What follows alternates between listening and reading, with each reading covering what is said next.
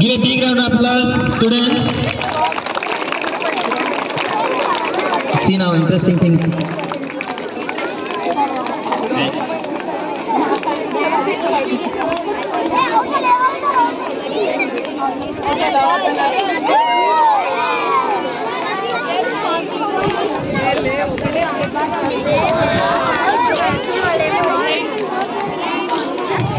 ఇక్కడ మనకు మిడ్ సైడ్లో ఉన్నటువంటి మనకు ఆక్వా జెట్ అంటారు.